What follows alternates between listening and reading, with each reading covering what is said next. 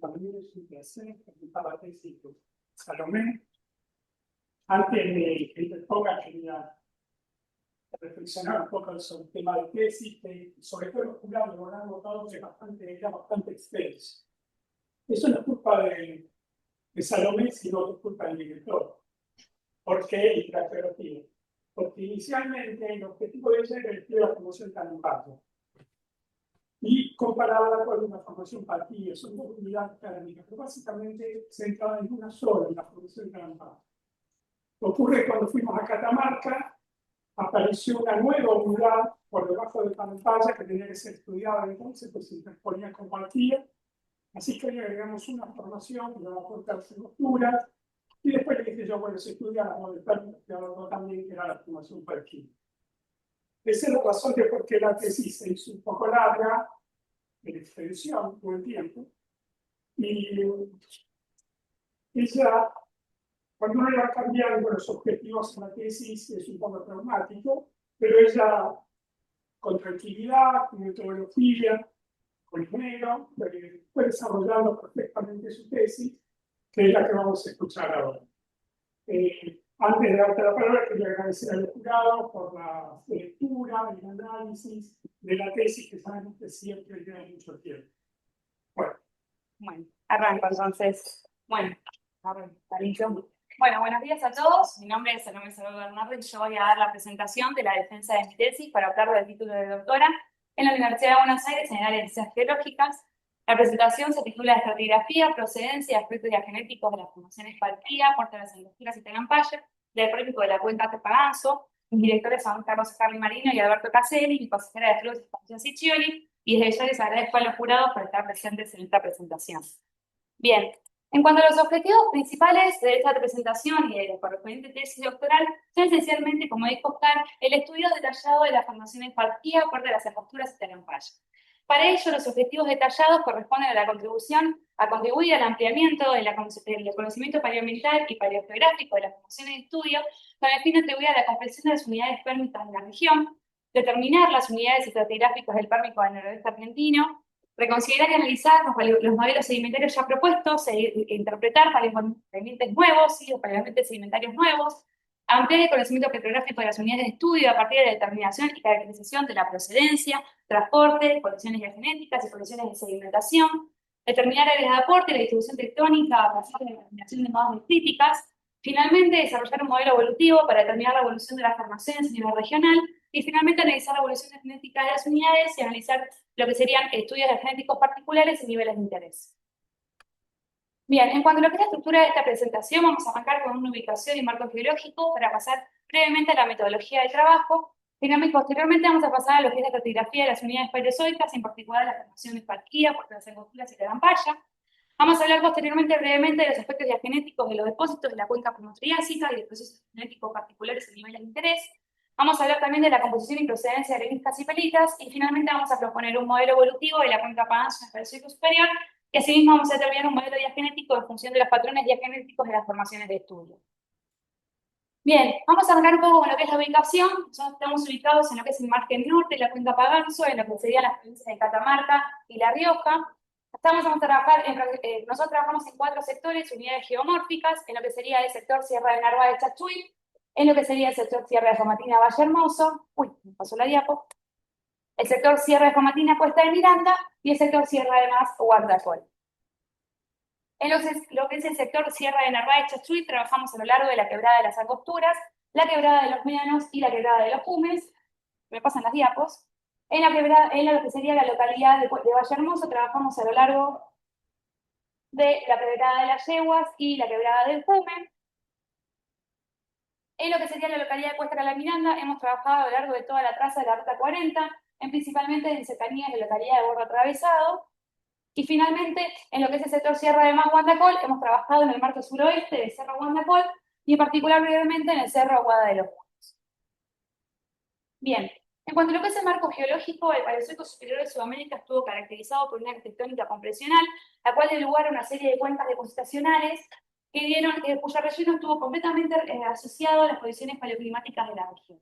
En este marco se da lugar la cuenca Paganzo.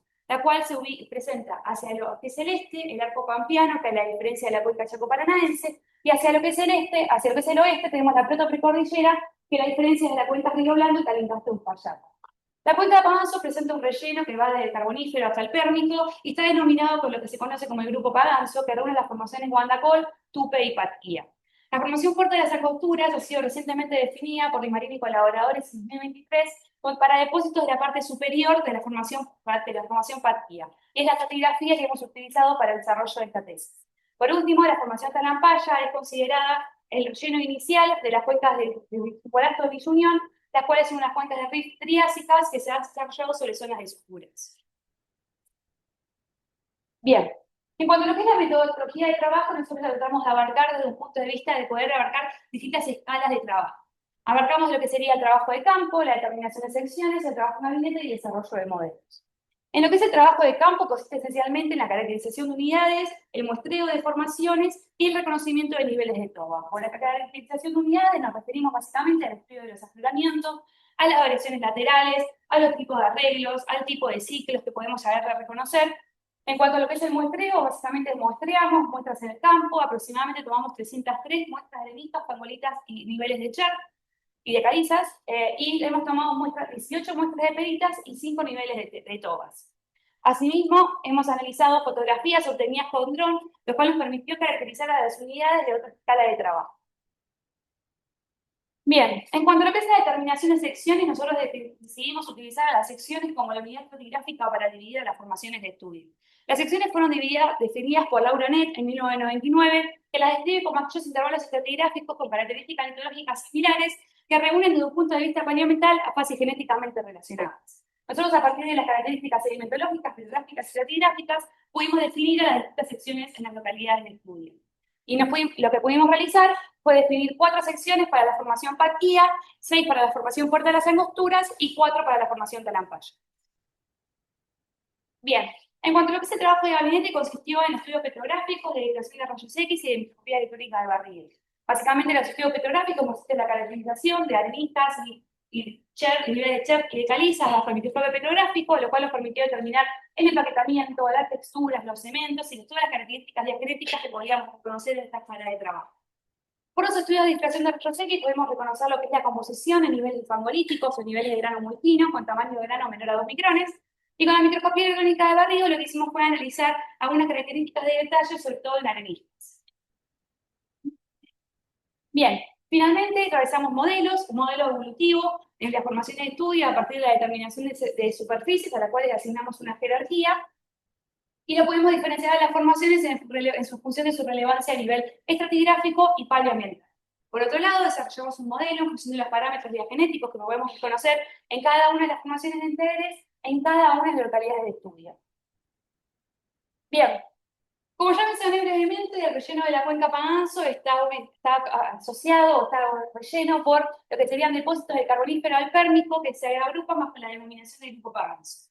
Nosotros vamos a estudiar los depósitos superiores de este grupo Paganzo, en lo que consiste la formación Patquía, que ha sido depositada en el Moscoviano Cisureliano temprano, la formación Puerta de las Angosturas, que ha sido depositada en el Cisureliano, y la formación Talampaya, que ya hace a partir de una discordancia y ha sido depositada a partir del Pérmico superior al Triásico inferior.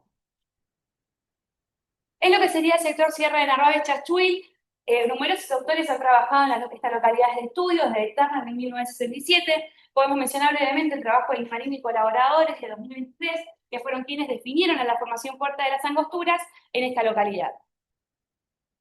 En lo que sería el sector Sierra de Famatina, a lo largo de toda la Sierra de Famatina, numerosos autores han trabajado en esta sierra, desde Turner de 1964, pero podemos mencionar brevemente el trabajo de Urason y colaboradores de 2015, que fueron quienes dataron a la formación de Talampaya en esta localidad y permitieron asignarle una edad de depositación en el Pérmico superior más alto. Finalmente, en lo que es el sector Sierra de Más, en el Cerro Guandacol, tenemos también numerosos trabajos de Frengueli en 1944, pero podemos mencionar brevemente el último trabajo de detalle en características sedimentológicas y depositacionales que podemos reconocer en la localidad, que es el de Caselli, que es en su tesis doctoral en 1998. Bien, ahora vamos a hablar brevemente de las secciones para cada una de las formaciones de estudio. Vamos a definir cada una de las secciones y vamos a hablar predominantemente de la interpretación que nosotros le dimos a cada una de estas secciones. Vamos a dejar de lado un poco todo lo que es la descripción, tanto a escala de afloramiento y a nivel petrográfico, por una cuestión de tiempo, pero se hicieron los estudios y cada una de estas secciones fue descrita en lo que sería a nivel de afloramiento y lo que sería a nivel petrográfico. Bien, entonces vamos a comenzar con la formación partida, que como ya mencioné tenemos 4 secciones. La primera de estas secciones corresponde a peritas, areniscas y conglomerados con esporádicas intercalaciones de tobas, que han sido interpretados como depósitos marinos de baja energía que evolucionan a fases más someras, con depósitos de barras costeras y canales fluviales, que pueden estar asociados a la contracción de un cuerpo de agua o a la programación de la línea de costa. La sección P2 corresponde a conglomerados y areniscas intercaladas con depósitos fangosos, que corresponden a depósitos de sistemas fluviales, inmersos en planicie de inundación, que corresponden a sistemas fluviales de alta sinuosidad. Los depósitos de planicie de inundación cuentan tanto con depósitos de cuenca de inundación, depósitos finos y depósitos arenosos plenos convexos de lóbulos de desbordamiento.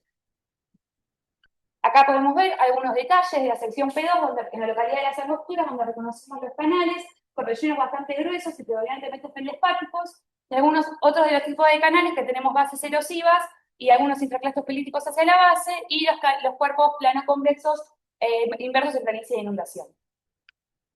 Bien, la sección P3 corresponde a areniscas finas a gruesas con esporádicas intercalaciones de pelitas. Acá tenemos 2 interpretaciones posibles, una para la localidad de las Angosturas y otra para la localidad de Vallehermoso. En la localidad de las Angosturas corresponden a depósitos de sistemas fluviales, con depósitos de canal e intercanal, que son interrumpidos por depósitos eólicos que culminan con depósitos de interacción eólico-fluvial. En cambio, en la localidad de Vallehermoso tenemos la alternancia de depósitos eólicos en un contexto de campo de dunas con interduna seca, que son alternados con depósitos fluviales con preservación de planicie de inundación. Bien, acá podemos ver algunos detalles de los depósitos eólicos en la localidad de Vallehermoso y de los canales fluviales inmersos en planicie de inundación de la localidad de las Angosturas. Bien, la sección P4 corresponde a areniscas finas a muy finas, formando ponentes cruzados, que corresponden básicamente a depósitos asociados a la migración de dunas en un contexto de campo de dunas con interdunas secas. Esta sección es muy importante porque representa el mayor pico de aridez en la cuenca, al menos para esta formación, que asimismo es una sección muy importante porque es la que presenta mayor representación areal, localizándose en todas las localidades de estudio. Acá podemos ver algunos de los detalles de la sección P4 de depósitos eólicos en la localidad de Guandacol en contacto con la formación Puerta de las Angosturas. Bien, ahora sí, pasamos a la formación Puerta de las Angosturas. Nuevamente vamos a focalizarnos únicamente en lo que es la interpretación de las secciones. Bien, arrancamos con la sección A1, que tenemos areniscas rocas masivas alaminadas. Acá reconocemos 2 términos, un término inferior que está asociado a sistemas fluviales de moderada sinuosidad, que tiene preservación de planicie de inundación predominantemente arenosas, que pasan hacia depósitos costeros con depósitos de playa frontal que combina con depósitos de cara de playa. Acá podemos ver un detalle en la localidad de las Angosturas de lo que es la formación patnia en contacto con la formación Puerta de las Angosturas. La sección A2 corresponde a fangolitas areniscas muy finas con laminación horizontal y endulítica. Esta sección está asociada a un contexto, a una depositación en un contexto marino donde tenemos 2 ciclos somerizantes y floradantes que comprende depósitos de costa afuera que culmina con depósitos de cara de playa y playa frontal. Acá podemos ver un detalle de los depósitos períticos con intercalaciones arenosas, y acá podemos ver lo que sería el ciclo inferior, floradante y somerizante, y acá la parte cuspial del término superior en contacto con la sección A3. Bueno, se me pasó así. La sección A3 corresponde a areniscas, calizas y niveles de Chert, que otra vez tenemos 2 interpretaciones, una para la localidad de las Angosturas y Vallehermoso y otra para la localidad de Guandacol.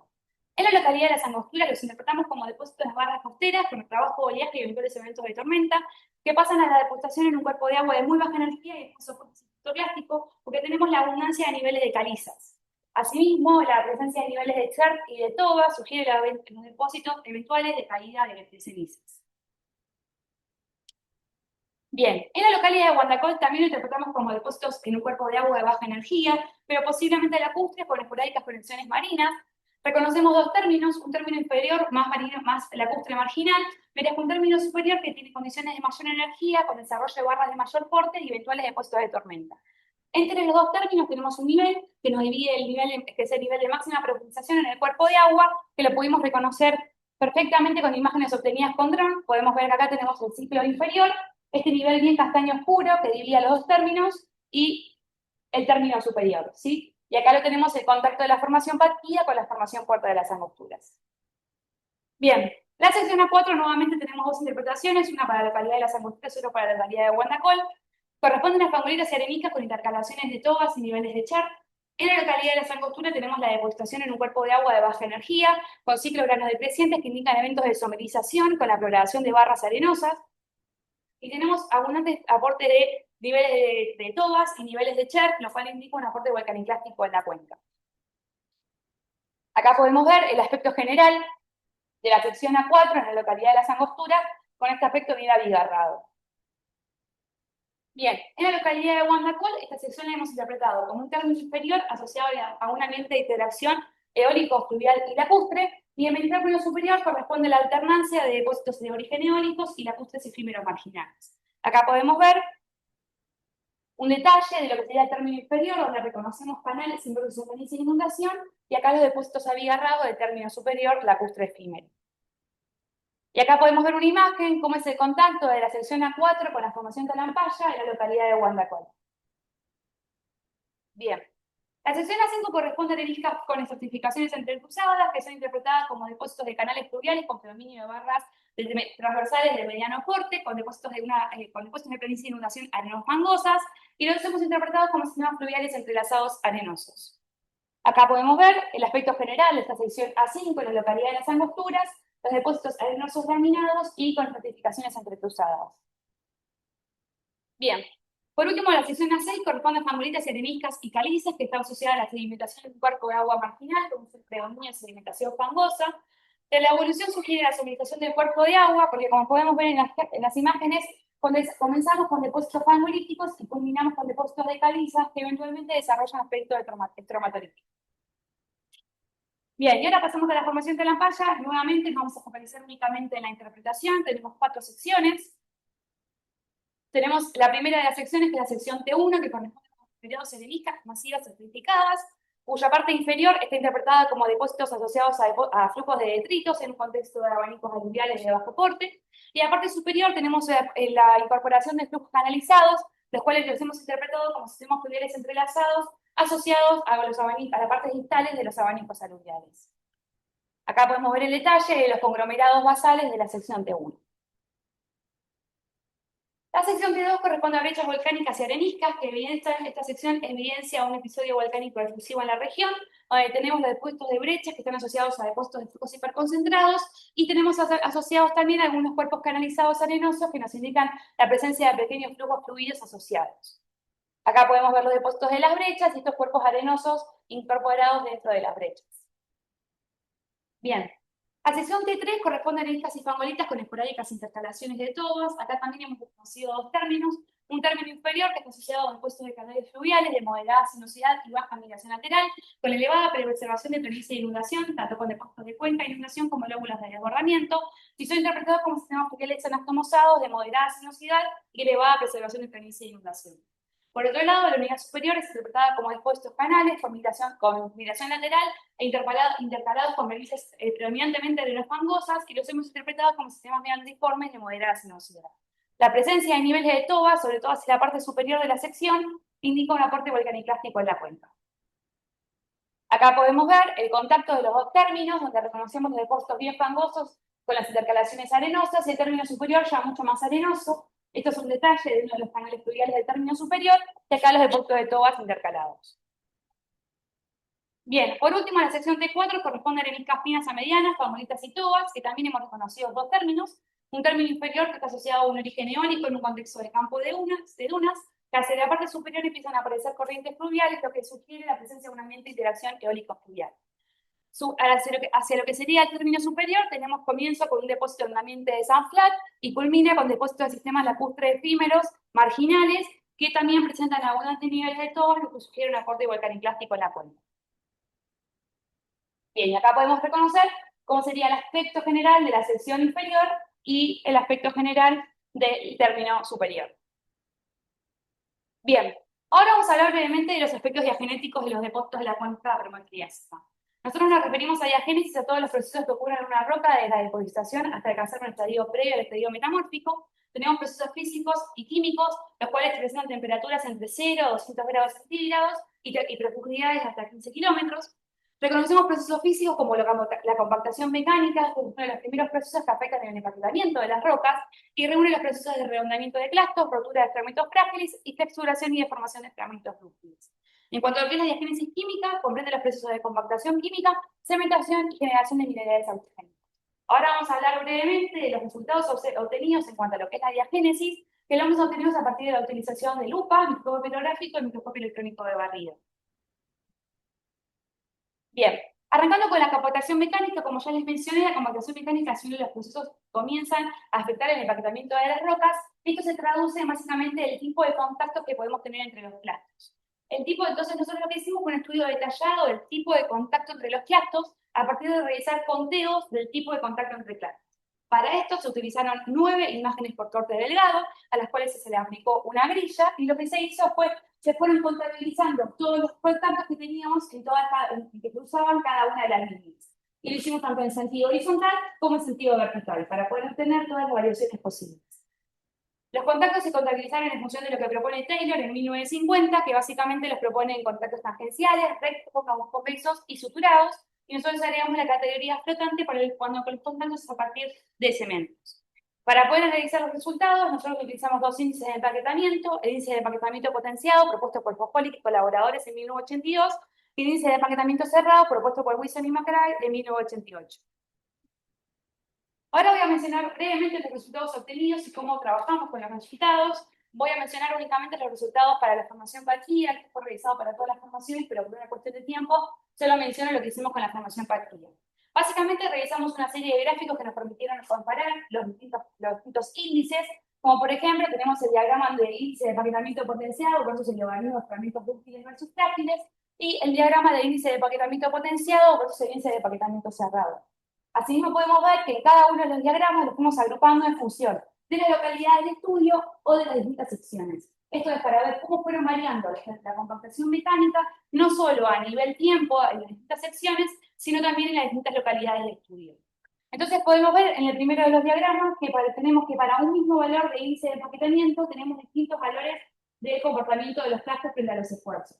Esto nos está indicando que los comportamientos de los clastos frente a los esfuerzos no es el principal determinante, o la composición de los clastos no es el principal determinante en la compactación mecánica, sino que hay otros procesos que afectan predominantemente a la compactación mecánica, como puede ser el soterramiento o la carga sedimentaria.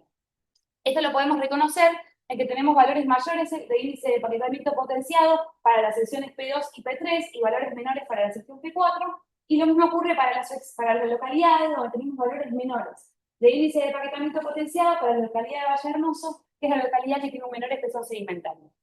En los diagramas de la comparación de los dos índices podemos reconocer que valores mayores de los dos índices nos indica que tenemos mayor cantidad de contactos con cabos convexos y suturados. De esta manera tendríamos mayores contactos con cabos convexos y suturados para las secciones P2 y P3 y mayores para todas las localidades en comparación con la localidad de Valle Hermoso. Algo a mencionar es que los valores menores nos podrían indicar que tenemos una mayor cantidad de contactos tangenciales, pero eso también podrían indicar que tenemos mucha cantidad de cemento con contactos flotantes.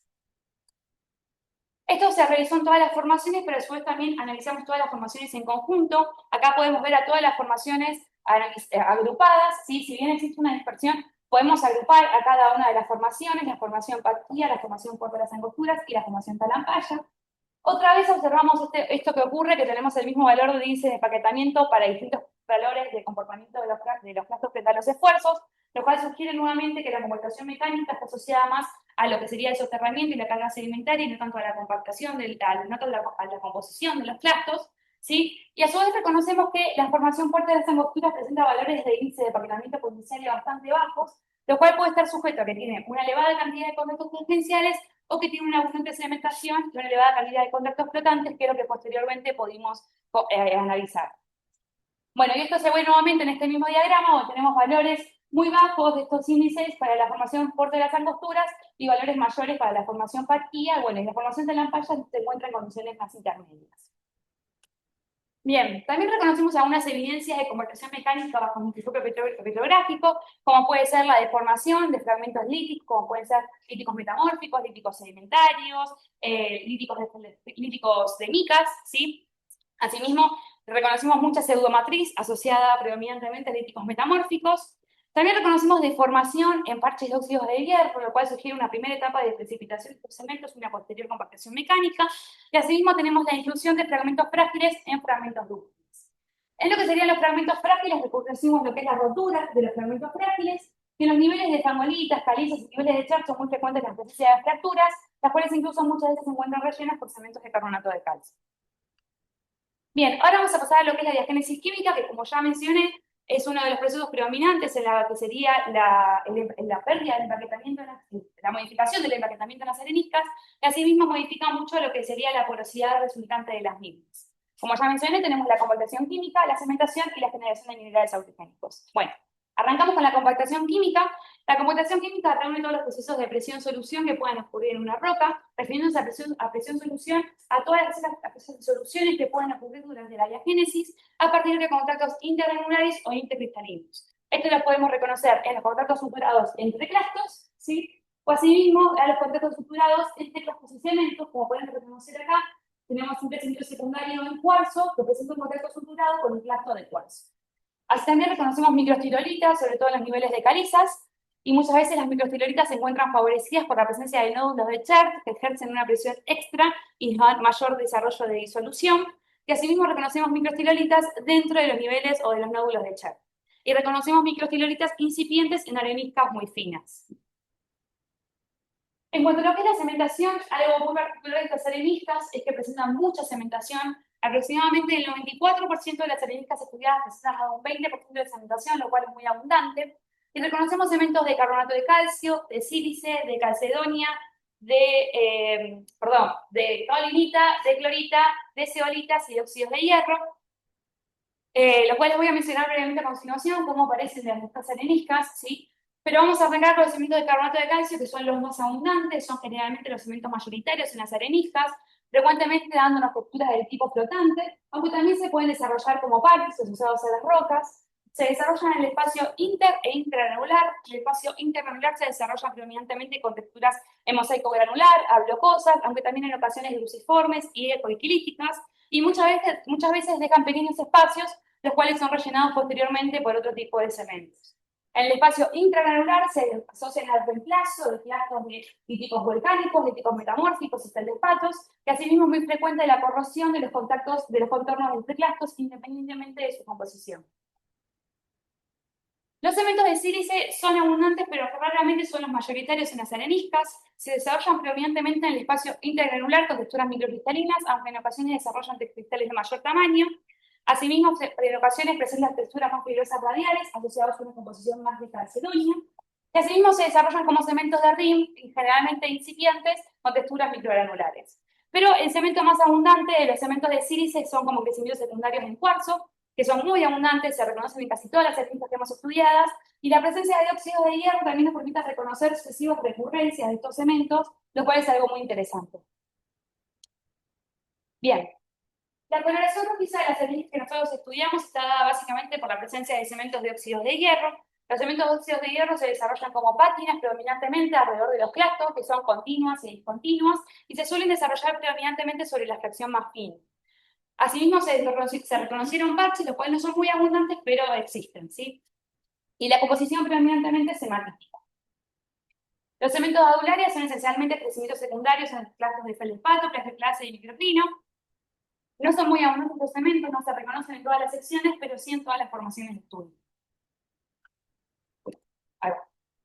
La presencia de ácidos autigénicas la podemos evidenciar por la presencia de cementos de caolinita, los cuales se desarrollan en el espacio intergranular con texturas microcristalinas, pero también en el espacio intragranular, rellenando espacios porales dentro de los clastos, y asimismo como reemplazos en algunos clastos de feldespato.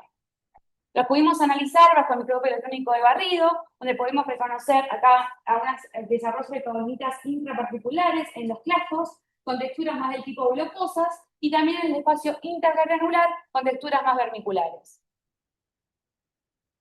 Bien, los cementos de clorita se desarrollan predominantemente como pátinas alrededor de los clastos, pero también se desarrollan en el espacio intergranular como cementos de oclusión, rellenando el espacio interparticular. En general, no tienen contacto con otro tipo de cemento, lo cual dificulta muchas veces determinar su estratigrafía. Y también son frecuentes los reemplazos de clorita en clastos de micas y tipos metamórficos. Algo a notar de estos cementos de clorita es que cuando tenemos ausencia de pátinas de óxido de hierro, estos cementos suelen ser mucho más abundantes. Y por último tenemos los cementos de zeolitas que se desarrollan solo en la sección P4 en la localidad de Valle Hermoso. Se desarrollan con estos cristales bien euedrales, ¿sí? bien desarrollados, y generalmente se asocian a poros de gran tamaño, lo cual sugiere una primera etapa de disolución de un cemento previo y la posterior precipitación de estos cementos. Bien, como mencioné, tanto la compactación mecánica como la diágenesis química afectan notablemente a la porosidad de las areniscas. Es por esta razón que hicimos estudios detallados de la porosidad de las areniscas, las cuales pueden desarrollarse en el espacio interparticular con el espacio interparticular. Nos referimos a porosidad a todos los espacios vacíos que se encuentran en una roca que no están compuestos por componentes sólidos en función del volumen total de la roca. Y podemos diferenciar dos tipos de porosidad: la porosidad primaria, que es aquella depositacional, y aquella porosidad secundaria, que es diagenética, asociada a la disolución de clastos, matriz y cementos o por fractura. Acá podemos reconocer porosidad intergranular, desarrollada en las areniscas, y porosidad intragranular. Bien, nosotros analizamos la porosidad para cada una de las localidades de estudio. Por una cuestión de tiempo vamos a mencionar solo la de la localidad de las angosturas, porque la localidad de las angosturas presenta la mayor cantidad de secciones aflorantes, que asimismo representa representantes de cada una de las formaciones estudiadas. La porosidad la hemos analizado desde dos aspectos. Por un lado, el método de conteo de los componentes principales, a partir del conteo de clastos, matriz, poros y cemento, y por otro lado, a partir del método de conteo asistido o Magic One con el programa J-Microvision, lo cual nos permite, a partir de una fotografía, asignar un área, determinarle la categoría de poro y obtener el porcentaje total con respecto a esa fotografía de poros que tenemos en la imagen. De esta manera, el método de conteo asistido es mucho más representativo de la porosidad real, de la porosidad óptica real, que asimismo nos permite determinar otros parámetros de la porosidad, como puede ser la longitud de los poros. Bien, yendo a los resultados, tenemos los resultados del método de conteo, donde podemos ver que predominan lo que serían los clastos y los cementos, pero tenemos porcentajes variables de porosidad que van entre 1 a 23%, pero no podemos reconocer una clara tendencia para cada una de las formaciones o las secciones estudiadas. Algo distinto ocurre con el método Magic One, donde podemos reconocer que existe un aumento, si bien hay variaciones, existe un leve aumento de la porosidad a medida que ascendemos estratigráficamente, y lo mismo ocurre con el tamaño o la longitud promedio del tamaño de los poros. Asimismo, se hicieron estudios detallados de la porosidad entre la diferenciación de porosidad primaria y secundaria, y dentro de la porosidad secundaria, qué tipo de porosidad tenemos. Podemos reconocer que en la formación Parquía predomina notablemente la porosidad secundaria, y dentro de la porosidad secundaria tenemos aquella que es por disolución de clastos y cementos, y en menor medida por fractura y disolución de matriz. En la porosidad fuerte de las angosturas notablemente predomina la porosidad secundaria, y dentro de la porosidad secundaria predomina aquella que es por disolución de cementos, en menor medida por disolución de clastos, y por último por fractura. Y por último, en la formación talampaya, si bien tenemos pocas muestras, predomina la porosidad secundaria, y dentro de la porosidad secundaria predomina aquella que es por disolución de clastos, en menor medida por disolución de matriz, y por último por fractura. Bien, así realizamos estudios de detalle en niveles diagnéticos de interés, ¿sí? Básicamente hubieron determinados niveles que nos causaron más interés y decidimos realizar estudios genéticos particulares. Estos son particularmente los niveles de decoloración de areniscas y las interlaminaciones de niveles de Cherk y calizas. En cuanto a lo que es la decoloración de areniscas, básicamente corresponde a decoloraciones o zonas blanquecinas que se desarrollan en las areniscas, que básicamente se traducen en la variación de color por la ausencia de pátinas de óxido de hierro. Básicamente, no tenemos pátinas de óxido de hierro y en su lugar tenemos cementos de carbonato y cementos de clorita. Su origen es variado y puede ser básicamente a la no precipitación de pátinas de óxido de hierro en un primer lugar o la precipitación y disolución posterior. Entonces, como este origen es tan variado, nosotros decidimos realizar una clasificación de las decoloraciones, donde las definimos en función de cómo se desarrollan con respecto a la roca hospedante. Tenemos las decoloraciones en un patrón determinado, las decoloraciones coincidentes con laminaciones o fructificaciones y las decoloraciones asociadas a fracturas. El primer tipo de decoloración son las decoloraciones en un patrón determinado, que son estas decoloraciones generalmente bien redondeadas, de zonas blanquecinas, sí, que no siguen ningún tipo de característica que pueda ser reconocida en muestra de mano.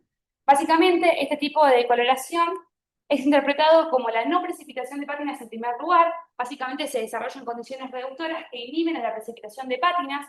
Estas condiciones reductoras pueden darse por la presencia de materia orgánica, minerales pesados o microorganismos en el mismo suelo, que nos pueden generar estas condiciones reductoras e inhibir la precipitación de pátinas, y muchas veces nos favorecen incluso la precipitación de cementos de clorita en su lugar. Las decoloraciones conscientes con laminaciones y estratificaciones son básicamente las decoloraciones que se asocian a laminaciones, como pueden ser laminaciones ondulíticas o laminaciones horizontales, que asimismo asociadas a estratificaciones como puede ser la base de los canales o el techo de algunos canales. Bueno, y ahora sí, las decoloraciones asociadas a fracturas, que tal como lo indica su nombre, son las decoloraciones que se asocian hacia ambos márgenes de las fracturas, ¿sí? El segundo y el tercer tipo de decoloración básicamente se desarrolla porque tenemos la precipitación de pátinas de hierro y posteriormente tenemos una disolución. Básicamente lo que se desarrolla, lo que produce es que la interacción de los fluidos con la roca hospedante produce la disolución de las pátinas de óxido de hierro. Los fluidos que puedan generar esto pueden ser hidrocarburos, metano o algunos fluidos ricos en microorganismos que favorecen el desarrollo de condiciones reductoras y nos favorecen a la disolución de estas pátinas.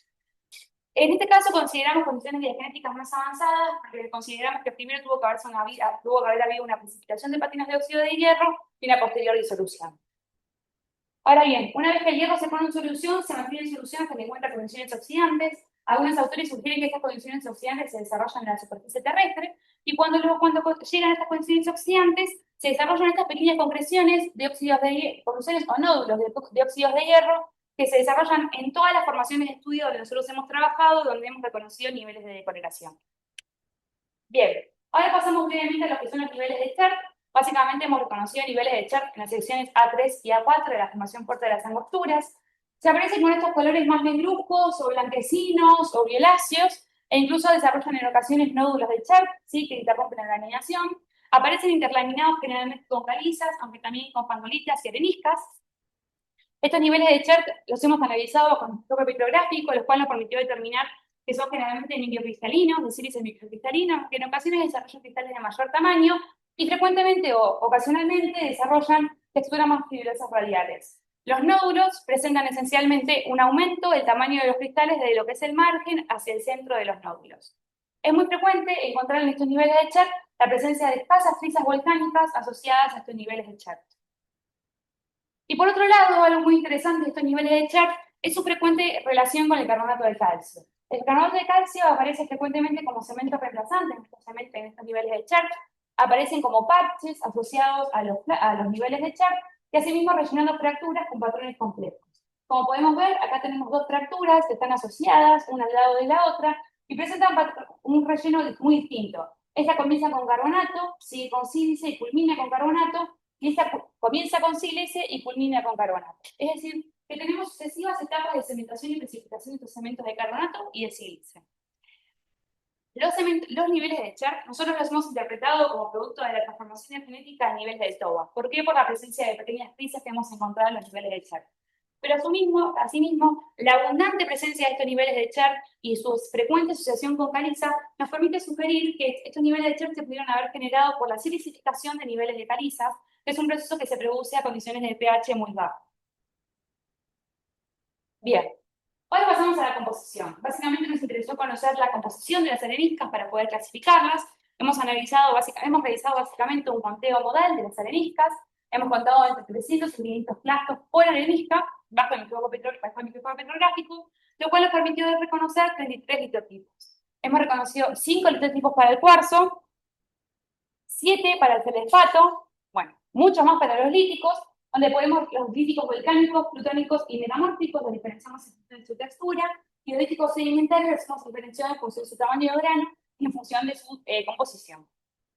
Asimismo, reconocimos algunos líticos accesorios, como pueden ser los minerales opacos, los clastos de mitas, o clastos reemplazados enteramente donde no podemos conocer la composición original. Esto nos permitió básicamente realizar los típicos diagramas de clasificación, como el de Folk Colaboradores de 1970 y Garzantis de 2019, donde podemos reconocer que si bien existe una dispersión, la mayor cantidad de clastos muestras se encuentran dentro de los mismos campos, como es el de feliaritas líticas y feliaritas feldespáticas para el de Folk, y los diagramas centrales para el diagrama de Garzantis. Es por esto que realizamos un estudio de la composición a nivel de cada una de las localidades de estudio para poder reconocer cómo variaban las composiciones a nivel cuencal. Vamos a mencionar nuevamente los resultados obtenidos únicamente para la localidad de las angosturas.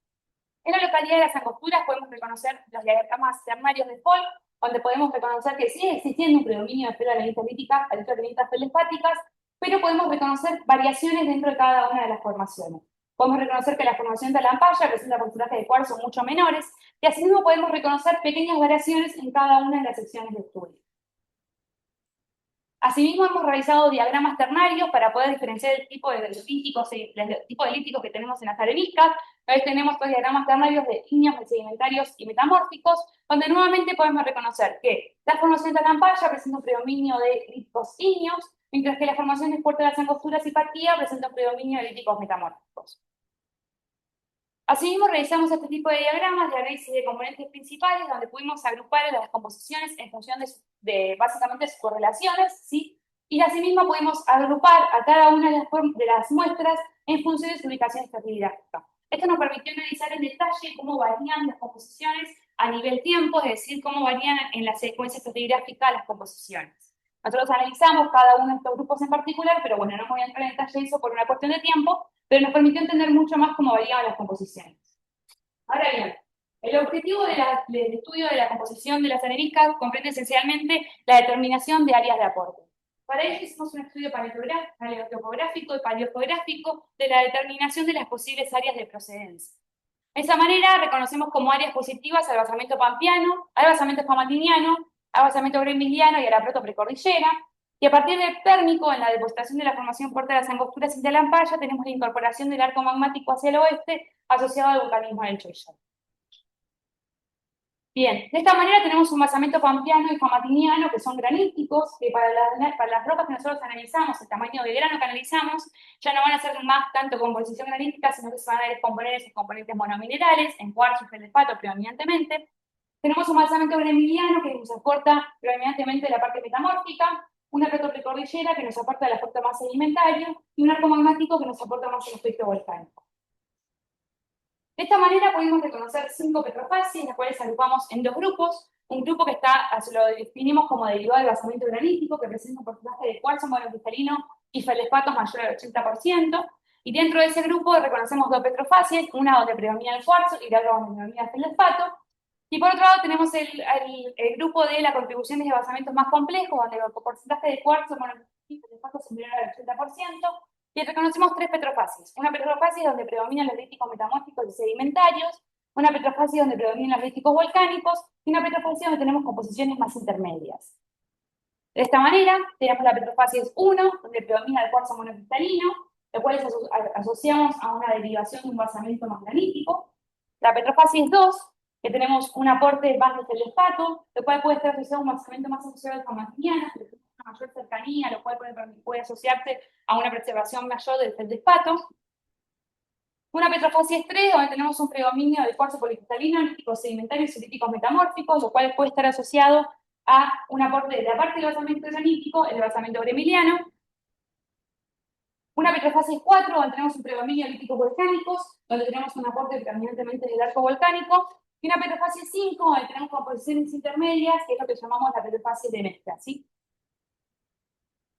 Acá tenemos algunos diagramas de los promedios de la proporción de los distintos fitotipos. Básicamente podemos reconocer que en la petrofacies 1 predomina el cuarzo monocristalino, en la petrofacies 2 predomina el feldespato, en la petrofacies 3 predominan los líticos metamórficos y sedimentarios, y en la petrofacies 4 predominan los líticos volcánicos.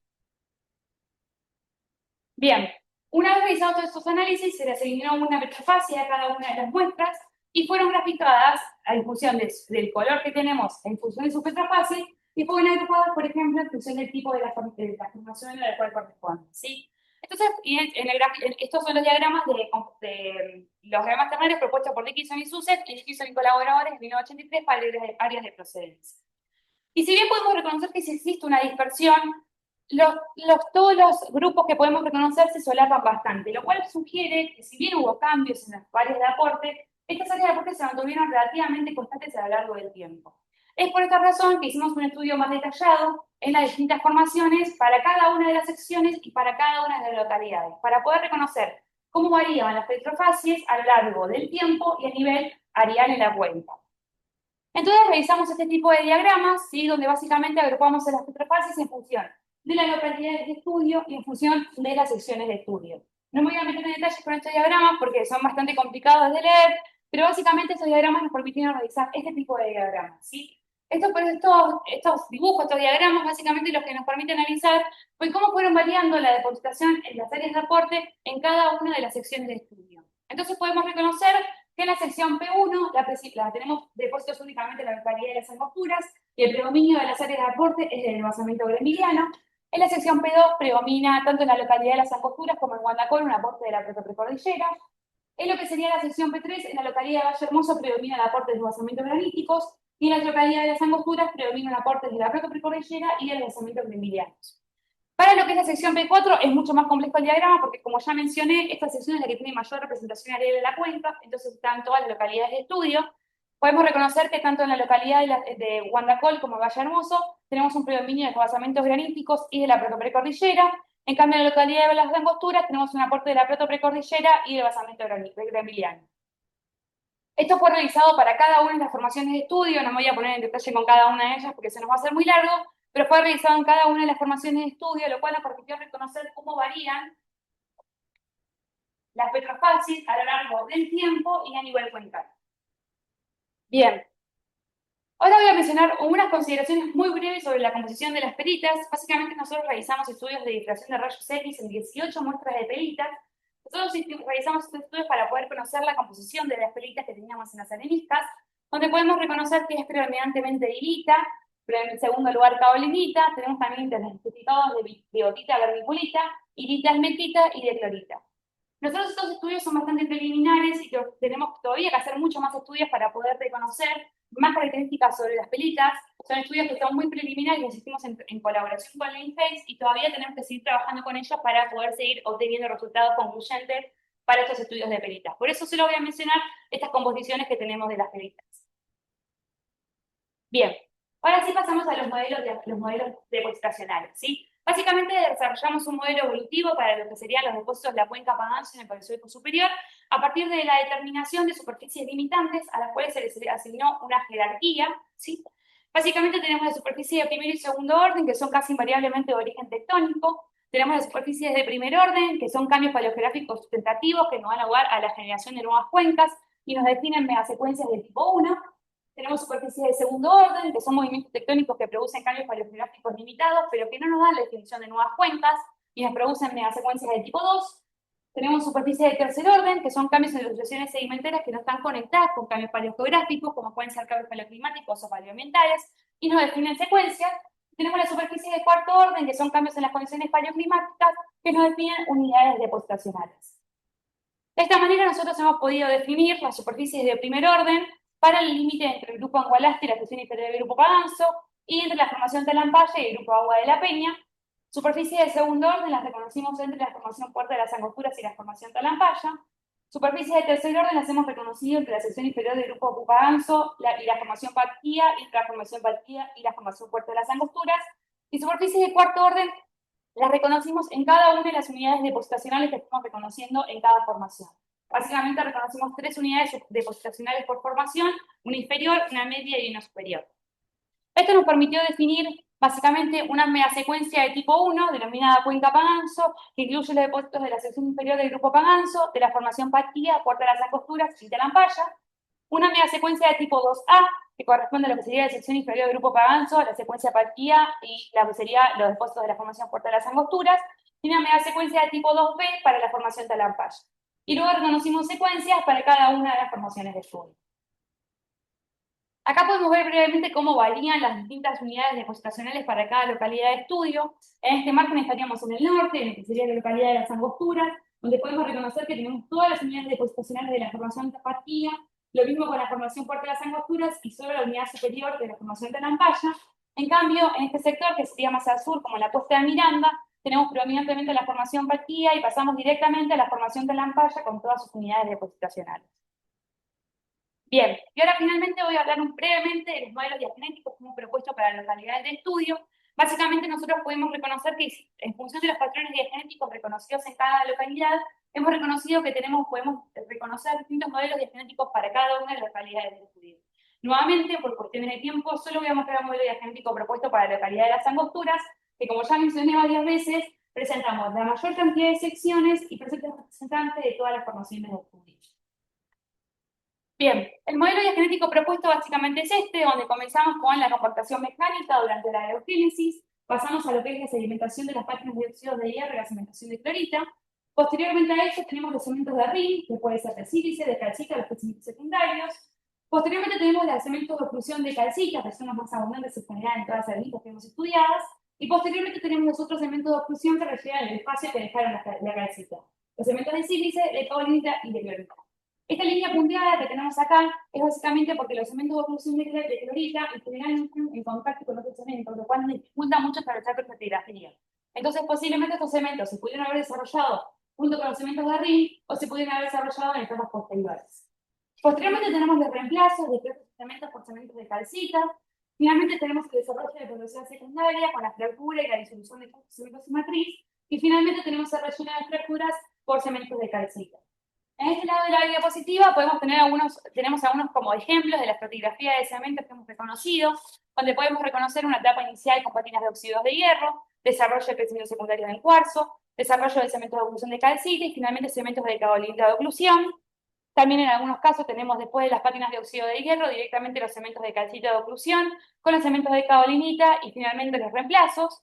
Pero asimismo también podemos tener, uy, se me fue, los cementos de pátinas de óxido de hierro con cementos de rin, es decir, semicronanular, los crecimientos secundarios en cuarzo, los cementos de oclusión de calcita y finalmente cementos de caolinita y microcuarzo.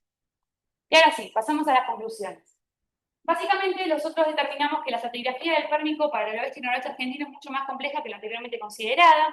En esta tesis doctoral proponemos tres formaciones o unidades estratigráficas: las formaciones Patía, Puerto de las Angosturas y Tanampaya.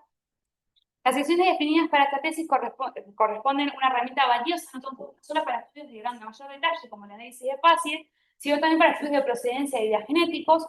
Como ya mencioné varias veces, hemos reconocido 4 secciones para la formación Patía, 6 para la formación Puerto de las Angosturas y 4 para la formación Tanampaya. Asimismo, por primera vez han sido reconocidos 2 eventos agresivos mayores, uno registrado en la formación Patía y uno en la formación Puerto de las Angosturas. Por otro lado, podemos determinar que el perfil más completo para el oeste y noroeste argentino corresponde al perfil de la localidad de Las Angosturas, en la provincia de Catamarca.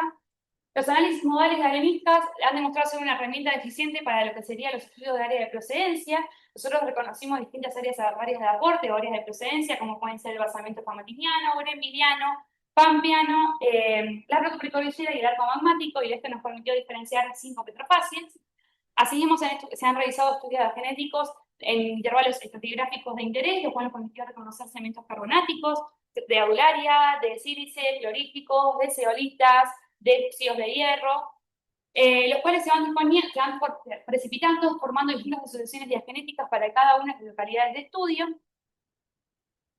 Asimismo, la porosidad en general es baja a moderada, predominantemente de origen secundario, producto de la disolución de clastos matriz, cementos y en menor medida por fractura. El factor principal que controla la porosidad secundaria es la cementación y su posterior disolución. Asimismo, hemos realizado estudios de detalle en niveles diagenéticos de interés, como pueden ser los niveles de coloración de areniscas, la silicificación de calizas y la formación de niveles de Char.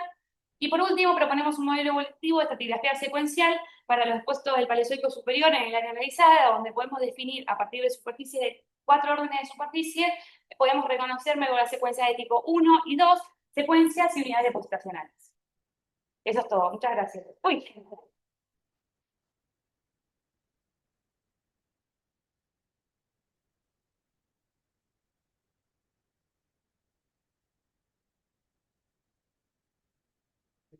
Bueno, preguntas y vamos a darle a los jurados la oportunidad en primer lugar de preguntar.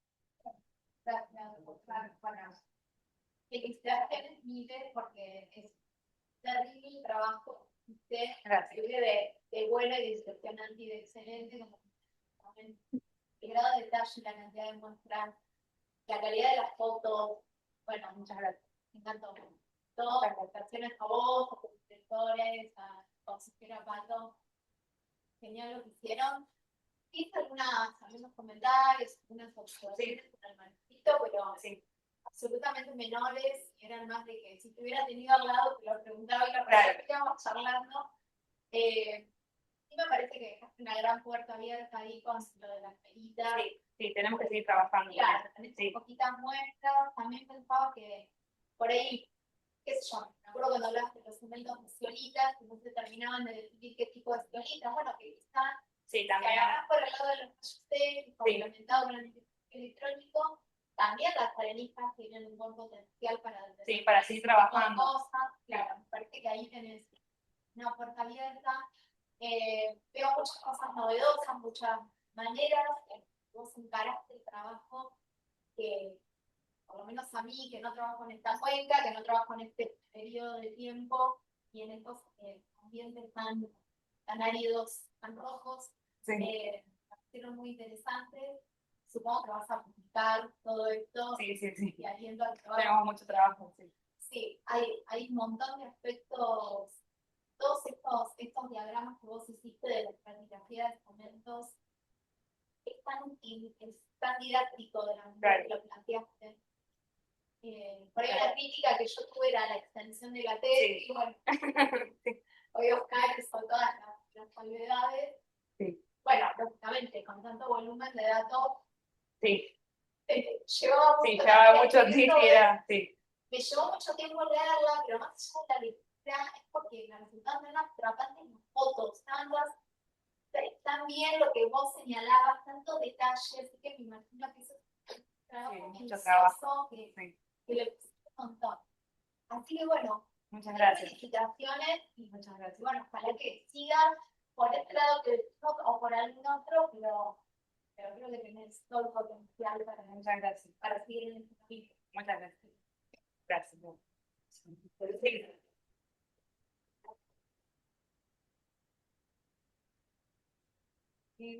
Ahí podemos ver a los jurados.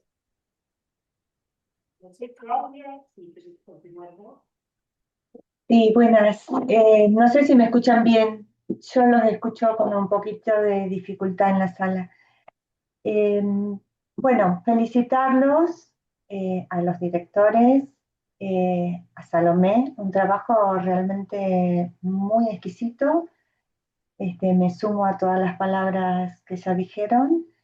Y la verdad que supiste complementar desde la variedad de paleoambiente que te tocó estudiar, la variedad de procedencia, la diagénesis, o sea, me parece hasta la estratigrafía secuencial. Es un trabajo realmente exquisito. Te felicito mucho y también a tus directores y que te acompañaron en este trabajo. Muchas gracias.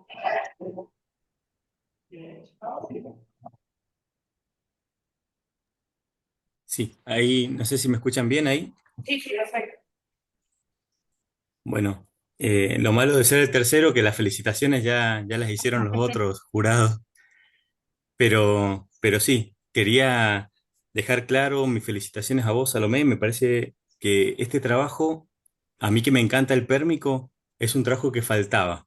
Es un trabajo que tenía ganas de leer sin conocerlo, lo tenía ganas de leer porque me parece que ha generado ese background que no se tenía así de forma unificada del Pérmico, si bien es una parte de la cuenca Paganzo, eh, me pareció muy rico y me pareció muy útil para entender qué pasa en ese lugar y cómo se puede extrapolar eso en otras partes de la cuenca Paganzo, que a los que más o menos venimos siguiendo la cuenca Paganzo de hace muchos años, es como que yo no tengo duda que la parte del pérmico era la menos estudiada, la menos caminada, la menos pensada, y este trabajo justamente lo que hace es llenar ese hueco justamente, y por lo cual me gustó tanto leer tu trabajo.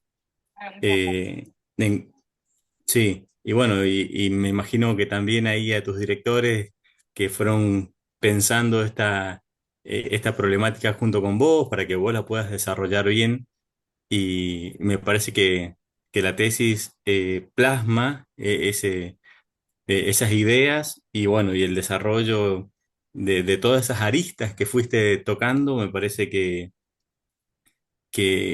si bien es mucho trabajo, es una partecita porque me parece que de ahí se puede abrir montones de caminos y montones de implicancias dentro de todas las áreas de la geología, hay muchas implicancias para agarrar de ahí de todos esos datos que tenés vos, así que te animo eh, lo que más puedas a publicar todo esto, porque está bueno que se abra a la comunidad en general y no quede ahí, digamos. Yo me sentí un privilegiado en estudiar, en conocer esto, así que me encantaría que todo esto se publique y que forme a formar parte del conocimiento general. Así que bueno, felicitaciones. Muchas gracias. Sí, es lo que tenemos pensado hacer, empezar a publicar un poco, así que sí, empezaremos con eso ahora. Muchas gracias. Bueno, A agradecemos vos. entonces finalmente nuevamente A los jurados. a los jurados, y no sé si hay algún otro punto que quiera hacer una pregunta.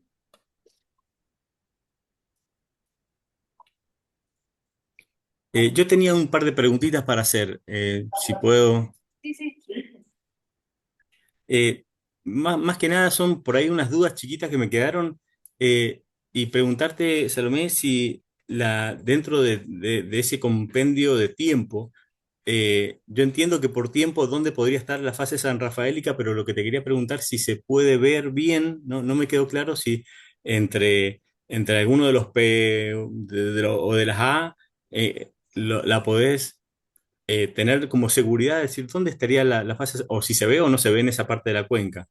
La verdad que no la hemos buscado, tendríamos que hacer un análisis más de detalle y meternos más con este tipo de estudio en el campo. Nosotros hicimos más un análisis más Ujú. segmentológico en el campo y no tanto capaz estructural o más regional, digamos, pero es lo que nos tendríamos que hacer ahora, más un estudio de superficies, un estudio de distribuciones areales de las formaciones para poder reconocer bien las distintas fases y también poder reconocer bien cuál es la distribución real de las formaciones en todas las cuencas, todas las zonas de estudio, digamos.